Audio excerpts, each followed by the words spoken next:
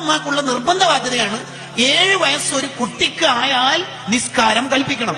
ആ കൽപ്പിക്കൽ എന്ന് പറഞ്ഞാൽ എന്താ അർത്ഥം? ഷെഫീഖ് 7 വയസ്സായിട്ടാ നിസ്കരിച്ചോളണം, ഈ അനൗൺസ്മെന്റ് മതിയോ? പോരാ. ഓരോ വഖത്തിനും ആ കുട്ടിയോട് കൽപ്പിച്ചാലേ നിസ്കരിക്കുള്ളൂ എങ്കിൽ ഓരോ വഖത്തിനും പറയണം വൽ അംറു ലിൽ വുജൂബ്, കൽപ്പിക്കണം എന്നുള്ളത് നിർബന്ധ ബാധ്യതയാണ്. വതർക്കുൽ വുജൂബി മഅസിയത്തുൻ, ആ നിർബന്ധം ഉപ്പയുമ്മ ഒഴിവാക്കിയാൽ ഹറാമാണ്.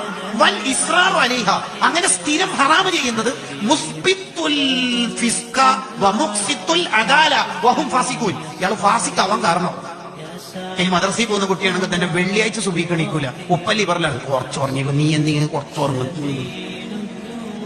എന്റെ ഗസാലി ഇമാം ഒരു ഗംഭീര ചോദ്യം ചോദിക്കുന്നുണ്ട്,